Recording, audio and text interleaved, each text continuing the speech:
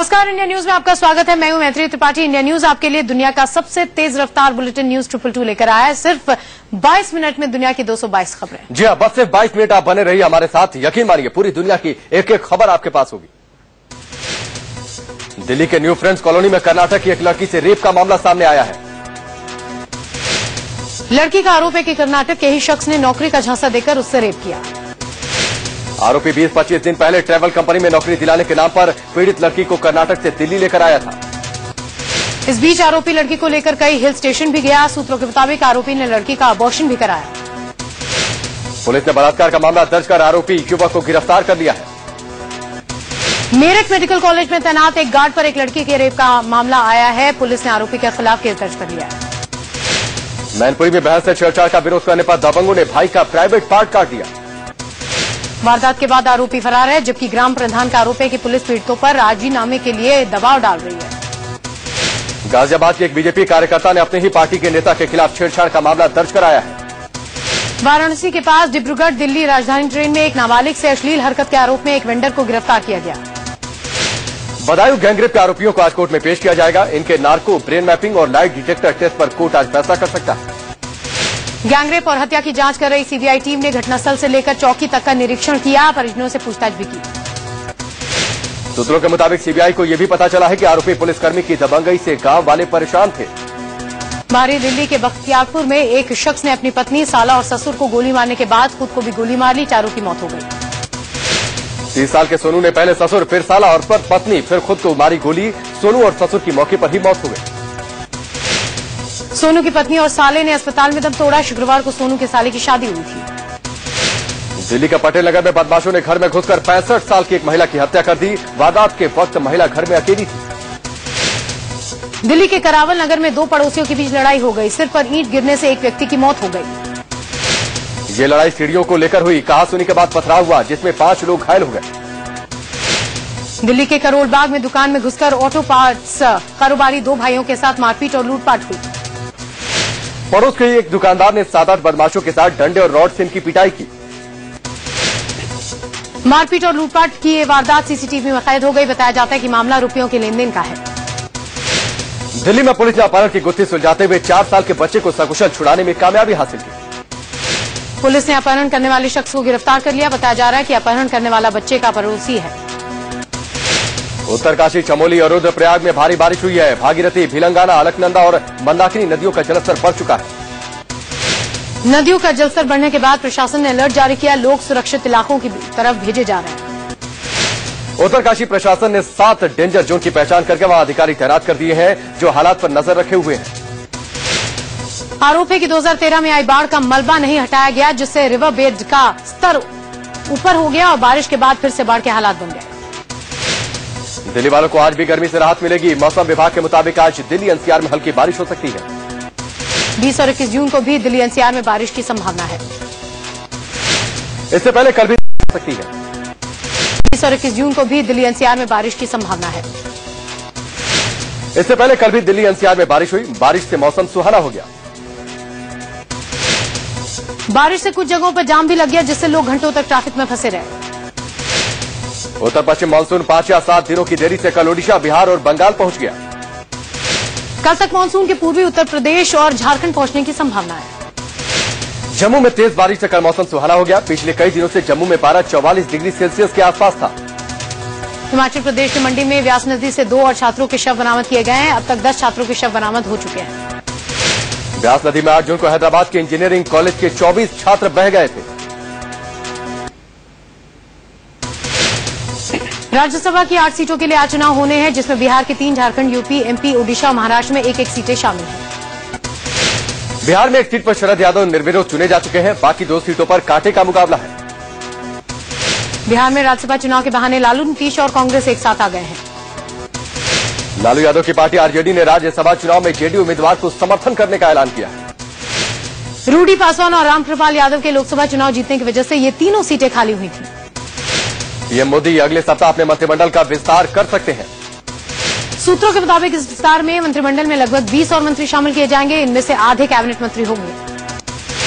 विस्तार में उत्तराखंड से भगत सिंह कोश्यारी को जगह मिल सकती है। अगर जेपी नड्डा राष्ट्रीय अध्यक्ष नहीं बनते हैं तो उनको भी कैबिनेट मंत्री बनाया जा सकता है। हिमाचल प्रदेश से एक और राजस्थान से भी 2 कैबिनेट मंत्री बनाए जाने हैं। महाराष्ट्र से शिवसेना के भी 2 और मंत्री शामिल किए जाने हैं। जयराम रमेश ने कहा है कि मोदी में चीन और पाकिस्तान से सभी विवाद सुलझाकर भारत का रिचर्ड निक्सन बनने की सारी खूबियां मौजूद हैं।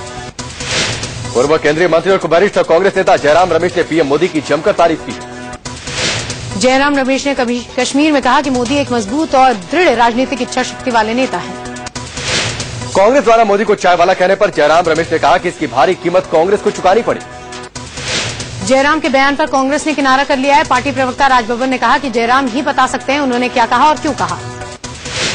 इराक के मोसुल में 40 भारतीयों के अगवा होने की पुष्टि भारतीय विदेश मंत्रालय ने कर दी है। विदेश मंत्री ने पीड़ित परिवारों से बातचीत की। इराक ने अमेरिका से आतंकियों पर हवाई हमले करने की गुजारिश की है। विदेश मंत्रालय के प्रवक्ता सैयद अकबरुद्दीन ने कहा कि अगवा भारतीयों को कहां रखा गया है ये पता नहीं चल पाया है। अब तक फिरौती की कोई मांग भी नहीं हुई है। विदेश मंत्रालय के प्रवक्ता सैयद अकबरुद्दीन ने इराक में तकरीबन 100 भारतीयों के फंसे होने की बात कही है। इस बीच पूर्व राजनयिक सुरेश रेड्डी को हालात पर नजर रखने के लिए बगदाद भेजा गया है। इराक में सुन्नी चरमपंथियों के गुट आईएसआईएस के तांडव के बीच केरल की 46 नर्सें वहां फंसी हुई हैं। केरल के कोटिया में एक परिवार की 3 बेटियां इराक में फंसी हैं। तीनों वहां नर्स हैं। परिवार ने केंद्र से मदद की गुहार की है। इराक के तिक्रित शहर में कई भारतीय छात्र भी फंसे हुए हैं और बमबारी के बीच वहां से निकालना उन्हें एक बड़ी चुनौती साबित हो रही है। लखनऊ का एक परिवार इराक में मुश्किल हालात के बीच जान बचाकर वापस लौटा है। इन लोगों ने इराक के खौफनाक हालात बयान किए। पंजाब अमृतसर के मजीठा के रहने वाले मनजिंदर के परिवार का रो रो कर बुरा हाल है। मनजिंदर के साथ साथ पंजाब के कई युवक इराक में काम करने गए हैं। इराक में फंसे पंजाब के लोगों के परिजनों ने गुरुद्वारे में जाकर अपनों की सलामती के लिए दुआ मांगी। इराक में काम करने वाले अमृतसर के संगोवाना गांव के निशान सिंह की सलामती के लिए उनके घर वाले बेहद चिंतित हैं। निशान मोसुल शहर में काम करता है और वहां के हालात बेहद खराब हैं। आईएसआईएस के आतंकियों ने इराक की सबसे बड़ी ऑयल रिफाइनरी पर मोर्टार और बंदूकों से हमला कर दिया। आतंकियों के हमले के बाद ऑयल रिफाइनरी को बंद कर दिया गया है, जिससे भारत में तेल की किल्लत हो सकती है। भारत जिन देशों से सबसे ज्यादा तेल मंगवाता है उनमें इराक दूसरे नंबर पर है। इराक संकट से बजट में 198 अरब रुपए का बोझ सरकार पर पड़ सकता है। वित्त मंत्रालय के एक वरिष्ठ अधिकारी ने कहा है कि अगर कच्चे तेल के दाम 3 से 4 महीने तक $120 प्रति बैरल रहता है तो वित्तीय घाटे पर बुरा असर पड़ेगा। कच्चे तेल की कीमतें बढ़ते ही तेल कंपनियों का नुकसान पड़ जाएगा, जिससे सरकार को सब्सिडी बढ़ानी पड़ेगी। फिलहाल कच्चे तेल की कीमत $113 प्रति बैरल के पार है। वहीं डॉलर के मुकाबले रुपया 60.49 के स्तर पर है। प्रीति जिंटा ने ट्वीट कर किंग्स 11 पंजाब के अपने शेयर बेचने और यूएस शिफ्ट होने की अटकलों को खारिज कर दिया। प्रीति जिंटा ने ट्विटर पर लिखा, मीडिया में लगाई जा रही अटकलों से आश्चर्यचकित हूं। मैं अपनी हिस्सेदारी नहीं बेच रही हूं और न ही अमेरिका में जाकर बस रही हूं। इससे पहले कल नेस वाडिया के पिता नुस्ली वाडिया को अंडरवर्ल्ड से धमकी मिली। मुस्लिम वाडिया के मुताबिक उनके 2 सेक्रेटरी को 5 फोन कॉल किए गए और एक धमकी भरा एसएमएस भेजा गया। धमकी में कहा गया कि लड़की को तंग मत करो वरना अंजाम बहुत बुरा होगा। एसएमएस में किसी लड़की का नाम नहीं लिखा गया। बताया जा रहा है कि धमकी देने वाला रवि पुजारी नाम का गैंगस्टर है। पुलिस इसकी जांच कर रही है। नुस्ली वाडिया ने एनएम मार्ग पुलिस थाने में धमकी मिलने की शिकायत दर्ज कराई। धारा 506(2) के तहत मामला दर्ज हुआ। अभिनेत्री प्रीति जिंटा और नेस वाडिया विवाद मामले में प्रीति जिंटा इसी हफ्ते बयान दे सकती हैं। मुंबई पुलिस कमिश्नर राकेश मारिया ने कहा कि मामले की जांच आगे बढ़ रही है और प्रीति बयान देने को तैयार है। मध्य प्रदेश एसटीएफ ने व्यापम घोटाले में कल 125 लोगों को गिरफ्तार कर लिया। पीएमटी घोटाले में मध्य प्रदेश पुलिस ने इंदौर में छापेमारी की। 15 छात्र छात्राओं को हिरासत में लिया। गिरफ्तार छात्रों से एसटीएफ करेगी पूछताछ। 171 स्टूडेंट्स पीएमटी फर्जीवाड़े में शामिल हैं। पीएमटी घोटाले मामले में मध्य प्रदेश के झाबुआ में पुलिस ने छापा मारकर 12 स्टूडेंट्स को हिरासत में लिया। एसटीएफ 30 जून को पीएमटी गड़बड़ी के मामले में हाईकोर्ट में स्टेटस रिपोर्ट दाखिल करेगी। व्यापम घोटाले में मध्य प्रदेश सरकार के पूर्व तकनीकी शिक्षा मंत्री लक्ष्मीकांत शर्मा को एसटीएफ पहले ही गिरफ्तार कर चुकी है। 15 जून को भोपाल में लक्ष्मीकांत शर्मा को पूछताछ के लिए हिरासत में लिया गया था। पूछताछ के बाद उन्हें गिरफ्तार कर लिया गया। विपक्ष के नेता सत्यदेव कटारा ने शर्मा की गिरफ्तारी के बाद सीएम शिवराज सिंह चौहान से इस्तीफा मांगा। केंद्रीय मंत्री उमा भारती ने इस घोटाले को बिहार के चारा घोटाले से भी बड़ा घोटाला करार दिया है। व्यापम घोटाले के आरोपी खनन कारोबारी और बीजेपी नेता सुधीर शर्मा फरार है। पुलिस ने 5,000 रुपए का इनाम घोषित किया। सीएम शिवराज सिंह चौहान के करीबी और जन अभियान परिषद के उपाध्यक्ष डॉक्टर अजय शंकर मेहता पहले ही गिरफ्तार हो चुके हैं। विपक्ष ने व्यापम घोटाले की सीबीआई जांच की मांग की है। शिवराज सिंह चौहान ने सीबीआई जांच से इनकार किया। शिवराज सिंह चौहान ने कहा है कि कानून अपना काम कर रहा है, इसमें ज्यादा कुछ बोलने की जरूरत नहीं है। पीटी पीएमटी की परीक्षाओं में पैसे लेकर लोगों को नौकरी दिलवाई गई थी, जिसके बाद ये पूरा मामला सुर्खियों में आया था। भारतीय प्रशासनिक सेवा के वरिष्ठ अधिकारी राजीव टोपनो को प्रधानमंत्री नरेंद्र मोदी का निजी सचिव नियुक्त किया गया। गुजरात कैडर के 1996 बैच के आईएएस अधिकारी टोपनो प्रधानमंत्री कार्यालय में निदेशक के पद पर काम कर रहे हैं। आईएएस अधिकारी समीर वर्मा को जल संसाधन, नदी विकास और गंगा पुनर्जीवन मंत्री उमा भारती का निजी सचिव नियुक्त किया गया। विद्यार्थी पुरुषोत्तम को संसदीय कार्य मंत्री एम वेंकैया नायडू का निजी सचिव नियुक्त किया गया है। आईएएस अधिकारी राजीव नयन चौबे की पीएमओ में अतिरिक्त सचिव के रूप में नियुक्ति को रद्द कर दिया गया है। चौबे को 13 जून को प्रधानमंत्री दफ्तर में शत्रुघ्न सिन्हा की जगह नियुक्त किया गया था। महंगाई को लेकर बुधवार को प्रधानमंत्री नरेंद्र मोदी ने मंत्रियों के साथ मंथन किया। बैठक में केंद्रीय मंत्री पासवान, उमा भारती, अनंत कुमार और राधा मोहन सिंह समेत उन विभागों के सचिव भी मौजूद थे। प्रधानमंत्री ने मुख्य रूप से महंगाई और कमजोर मानसून की समस्या से निपटने के उपायों पर मंथन किया। इससे पहले वित्त मंत्री जेटली ने प्याज की बढ़ती कीमतों पर लगाम लगाने के लिए न्यूनतम निर्यात मूल्य $300 प्रति टन कर दिया था। केंद्रीय कैबिनेट ने बुधवार को 30 जीओएम और ईजीएम को खत्म करने के प्रधानमंत्री मोदी के फैसले को औपचारिक मंजूरी दे दी। कैबिनेट की बैठक के बाद सरकार के प्रवक्ता और कानून मंत्री रविशंकर प्रसाद ने 9 ईजीओएम और 21 जीओएम को समाप्त करने का ऐलान किया। अब मंत्रियों और संबंधित विभागों को लंबित मामलों में फैसला करने को कहा गया है और जरूरत पड़ने पर प्रधानमंत्री कार्यालय भी उनकी मदद करेगा। संसद का बजट सत्र 7 जुलाई से शुरू होगा और 25 जुलाई तक चलेगा। 8 जुलाई को इकोनॉमिक सर्वे, 9 जुलाई को रेल और 11 जुलाई को आम बजट पेश किया जाएगा।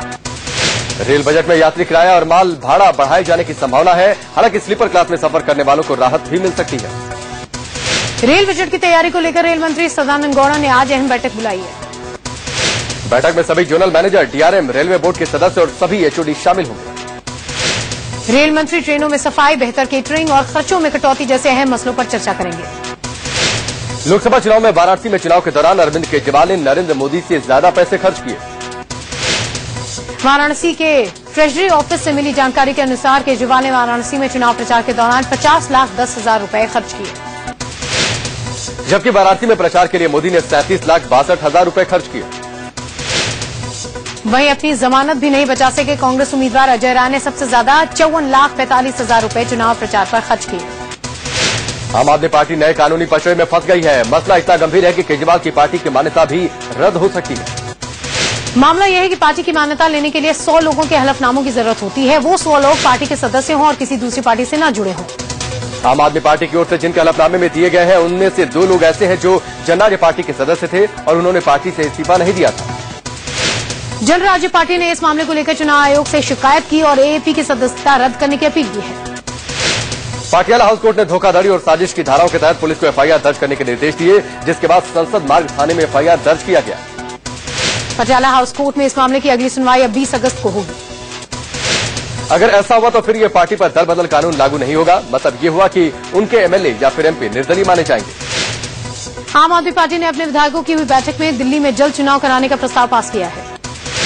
आम आदमी पार्टी की इस बैठक में बीजेपी में पद और पैसे का लालच देकर आम आदमी पार्टी को तोड़ने का भी आरोप लगाया गया। इस बैठक से पहले आम आदमी पार्टी के विधायक राजेश गर्ग ने कहा कि उन्हें बीजेपी की तरफ से पैसे और पद का लालच दिया गया है। आम आदमी पार्टी के गोपाल राय ने भी आरोप लगाया है कि दिल्ली में सरकार बनाने के लिए बीजेपी विधायकों को तोड़ने में लगी है। केंद्रीय मंत्री और बीजेपी के वरिष्ठ नेता नितिन गडकरी ने साफ कह दिया है कि बीजेपी दिल्ली में सरकार नहीं बनाएगी। आम आदमी पार्टी से निकाले गए विधायक विनोद कुमार बिनी ने बीजेपी पर हमला करना केजरीवाल की साजिश बताया। बिन्नी ने बीजेपी को सशर्त समर्थन देने की बात भी कही है। कांग्रेस अध्यक्ष सोनिया गांधी ने आम आदमी पार्टी को फिर से समर्थन देने से इनकार कर दिया है। द टेलीग्राफ अखबार में छपी रिपोर्ट के मुताबिक आम आदमी पार्टी की तरफ से कांग्रेस को संदेश भेजा गया था, लेकिन सोनिया गांधी राजी नहीं है। दिल्ली के इकलौते निर्दलीय विधायक रामवीर शौकीन ने बीजेपी को समर्थन देने का ऐलान किया। दिल्ली में बीजेपी अभी सरकार बनाने की कवायद ही कर रही है कि पार्टी में मुख्यमंत्री की रेस शुरू हो गई है। दिल्ली में ऐसे पोस्टर लगाए गए हैं जिसमें मीनाक्षी लेखी को सीएम के तौर पर प्रोजेक्ट किया गया है। अफ्रीकी महिलाओं से बदसलूकी के मामले में दिल्ली के पूर्व कानून मंत्री सोमनाथ भारती पर मुकदमा दर्ज करने की सिफारिश हुई है। सोमनाथ भारती पर मुकदमे की ये सिफारिश न्यायिक जांच आयोग की रिपोर्ट में की गई है। आयोग ने अपनी रिपोर्ट में साफ लिखा है कि पद पर रहते हुए सोमनाथ भारती ने 10 आपराधिक धाराओं के तहत जुर्म किया। दिल्ली पुलिस सोमनाथ भारती की गिरफ्तारी किए बिना ही चार्जशीट कोर्ट में दायर करने की तैयारी में है। रेप के आरोपों से घिरे केंद्रीय रसायन एवं उर्वरक राज्य मंत्री निहाल चंद मेघवाल ने कहा है कि वो इस्तीफा नहीं देंगे। मेघवाल के इस्तीफे की मांग को लेकर कांग्रेस की महिला मोर्चा ने कल दिल्ली में बीजेपी मुख्यालय के बाहर जोरदार प्रदर्शन किया। दिल्ली के शाहदरा में कल बिजली पानी को लेकर कांग्रेस ने केंद्रीय ऊर्जा मंत्री पीयूष गोयल और अरविंद केजरीवाल का पुतला फूंका। शिवसेना के अध्यक्ष उद्धव ठाकरे अपनी पार्टी की तरफ से सीएम पद के उम्मीदवार होंगे। पार्टी की मीटिंग में मनोहर जोशी ने उद्धव के नाम का प्रस्ताव रखा। महाराष्ट्र के राज्यपाल के शंकर नारायण ने इस्तीफे देने को कहा गया है, लेकिन नारायण ने कहा है कि जब तक उच्च अथॉरिटी न कहे उनसे वो इस्तीफा नहीं देंगे। कांग्रेस नेता पीएल पुनिया ने राज्यपालों को हटाए जाने के केंद्र सरकार के फैसले को असंवैधानिक बताया। यूपी के सीएम अखिलेश यादव ने लखनऊ में राजभवन जाकर बीएल जोशी से मुलाकात की। जोशी मंगलवार को ही राज्यपाल पद से इस्तीफा दे चुके हैं। सीमांध्र विधानसभा का पहला सत्र आज से शुरू होगा। ये सत्र आंध्र प्रदेश के पुराने विधानसभा भवन में चलेगा। आज नवनिर्वाचित विधायकों को शपथ दिलाई जाएगी। 20 जून को विधानसभा अध्यक्ष और उपाध्यक्ष का चुनाव होगा। 21 जून को राज्यपाल ईएसएल नरसिम्हन संयुक्त सदन को संबोधित करेंगे। आज से यूपी विधानसभा का बजट सत्र शुरू होगा, जो 18 जुलाई तक चलेगा। कल सीएम अखिलेश यादव की अगुवाई में एक सर्वदलीय बैठक हुई। सत्र के दौरान 20 जून को बजट पेश होगा और 21 से 24 जून तक इस पर चर्चा होगी। बजट सत्र के हंगामेदार रहने के पूरे आसार हैं। केंद्र सरकार ने निठारी कांड के दोषी सुरेंद्र कोहली समेत 5 दया याचिकाओं को नामंजूर करने की सिफारिश राष्ट्रपति से कही है। कोहली को नोएडा के निठारी इलाके में बच्चों के निर्मम हत्या के मामले में सुप्रीम कोर्ट ने फांसी की सजा सुनाई थी। कोहली को 16 में से 4 मामलों में मौत की सजा सुनाई जा चुकी है, जबकि अन्य मामले कोर्ट में विचाराधीन है। दूसरा मामला महाराष्ट्र की रेणुका बाई और सीमा की है। इन्हें 13 बच्चों का अपहरण कर 9 की हत्या करने का दोषी करार दिया गया है। तीसरा मामला महाराष्ट्र के राजेंद्र वासनिक का है। इसे एक लड़की के यौन उत्पीड़न और हत्या का दोषी करार दिया गया था। चौथा मामला मध्य प्रदेश के जगदीश का है। जगदीश पर अपनी पत्नी, 4 बेटियों और एक बेटे की हत्या का दोषी करार दिया गया था। पांचवा मामला असम के होलीराम बोरदोलोई की है। होलीराम को एक परिवार के 3 पुरुषों की नृशंस हत्या करने का दोषी करार दिया गया था। बिहार के वैशाली में स्कूली छात्र के अपहरण के विरोध में लोगों ने NH 77 पर जाम कर दिया। लोगों का आरोप है कि पुलिस को जब अपहरण की जानकारी दी गई तो पुलिस ने सही समय पर कार्रवाई नहीं की। महाराष्ट्र में नागपुर क्राइम ब्रांच ने कैटरिंग की आड़ में सेक्स रैकेट चलाने वाले गिरोह का भंडाफोड़ किया। क्राइम ब्रांच ने त्रिमूर्ति नगर के राणा अपार्टमेंट में छापा मारकर 2 लड़कियों को हिरासत में ले लिया। यूपी पुलिस के सिपाही अब राइफल की बजाय रिवॉल्वर लेकर ड्यूटी करेंगे। यूपी सरकार ने सिपाहियों के कंधे से राइफल हटाने का आदेश दिया। प्रोजेक्ट की शुरुआत राजधानी लखनऊ से होगी, जहां 5500 सिपाहियों को राइफल की जगह रिवॉल्वर दी जाएगी। झारखंड के सिमडेगा पुलिस ने नक्सली संगठन PLFI की गन फैक्ट्री और ट्रेनिंग कैंप ध्वस्त कर दिया। झारखंड पुलिस ने कैंप से गन बनाने का मशीन, जनरेटर, बम और हथियार बनाने का सामान बरामद किया। PLFI दक्षिण छोटा नागपुर के सिमडेगा, गुमला, लोहरदगा, खूंटी में आतंक फैलाने के लिए जाना जाता है। असम के कोकराझार में सुरक्षा बलों ने अभियान चलाकर NDFB के एक आतंकी को मार गिराया और औजारबाड़ी जंगल से असलहे बरामद किए। हालांकि मुठभेड़ के बाद जब सुरक्षा बल वहां से चले गए तो NDFB उग्रवादी लौट आए और मीडिया के सामने हथियारों का प्रदर्शन किया। 28 जून से शुरू होने वाली अमरनाथ यात्रा के लिए अब तक 2 लाख रजिस्ट्रेशन हो चुके हैं, जो पिछले साल के मुकाबले काफी कम है। पिछले साल 3.5 लाख श्रद्धालुओं ने अमरनाथ धाम के दर्शन किए थे। इस बार श्राइन बोर्ड ने कई बैंकों के जरिए भी रजिस्ट्रेशन की सुविधा दी है। परमाणु ऊर्जा के जनक पिछले साल 3.5 लाख श्रद्धालुओं ने अमरनाथ धाम के दर्शन किए थे। इस बार श्राइन बोर्ड ने कई बैंकों के जरिए भी रजिस्ट्रेशन की सुविधा दी है। परमाणु ऊर्जा के जनक डॉक्टर होमी जहांगीर भाभा का मुंबई वाला बंगला 372 करोड़ में नीलाम हुआ। बंगला खरीदने वाले का नाम गुप्त रखा गया है। यह बंगला मुंबई के पॉश इलाका मालाबार हिल्स में स्थित है। इस बंगले की नीलामी NCFPA ने की है, जबकि वैज्ञानिक संगठन इसका विरोध कर रहा था।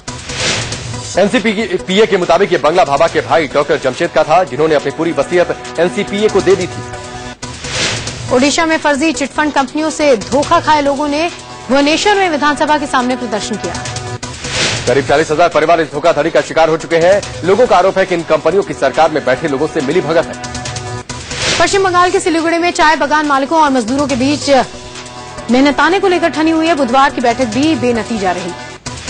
बगान मजदूर रोजाना 322 रुपए की मांग कर रहे हैं, जबकि बगान मालिक 115 रुपए रोजाना से ज्यादा मजदूरी देने को तैयार नहीं। पेंशन शुरू कराने के लिए अब आपको बैंक के चक्कर नहीं लगाने पड़ेंगे। केंद्र सरकार ने बैंक गए बिना पेंशनर को पेंशन पहुंचाने की पहल की है। नई जारी गाइडलाइंस के मुताबिक अब हर जरूरी एफिडेविट रिटायर्ड कर्मचारी की HOD देंगे और ये सीधे पेंशन देने वाले बैंक के पास भेजा जाएगा। केंद्रीय परिवहन मंत्री नितिन गडकरी ने भूमि अधिग्रहण कानून में बदलाव के संकेत दिए हैं। भूमि अधिग्रहण कानून में बदलाव के बाद 60,000 करोड़ की परियोजनाओं को मिलेगी नई स्पीड। एयर एशिया स्पाइसजेट के बाद अब इंडिगो ने भी ऑफर का ऐलान किया है। 1724 रुपए में लीजिए हवाई सफर का मजा। सराफा बाजार में तेजी के चलते सोना 28,000 के पार चला गया। 150 रुपए की मजबूती के साथ सोने की कीमत 28,050 रुपए प्रति 10 ग्राम हो गई। एयर इंडिया ने अपने कर्मचारियों पर बड़ी कार्रवाई करते हुए 47 केबिन क्रू सदस्यों को बर्खास्त कर दिया है। अनुशासन के नाम पर कार्रवाई करते हुए एयर इंडिया ने 20 कर्मचारियों को कारण बताओ नोटिस भी जारी किया है। पाकिस्तान के लाहौर में एक धर्मगुरु के समर्थकों और पुलिस में हुई हिंसक झड़प में 8 लोगों की मौत हो गई, जबकि 100 से ज्यादा लोग घायल हो गए। घटना उस वक्त हुई जब कनाडा से आए धर्मगुरु के समर्थकों ने पुलिस के बीच बैरिकेडिंग हटाने को लेकर बातचीत हुई और इसमें हिंसक झड़प में तब्दील हो गई। पाकिस्तान के उच्चाधिकारी अब्दुल बासिक ने भारत पाक पीएम मुलाकात पर कहा है कि इस बात में कोई शक नहीं है कि अच्छे दिन आ रहे हैं। उत्तरी नाइजीरिया के दमातुर में फुटबॉल विश्व कप देख रहे लोगों के बीच हुए बम विस्फोट में कम से कम 21 लोगों की मौत हो गई। पाकिस्तान के अशांत उत्तरी वजीरिस्तान के कबायली इलाके में एक अमेरिकी ड्रोन हमले में 5 आतंकी मारे गए। अमेरिका के न्यूयॉर्क में ब्रिटिश गुयाना का डाक टिकट 57 करोड़ 20 लाख रुपए में नीलाम हुआ।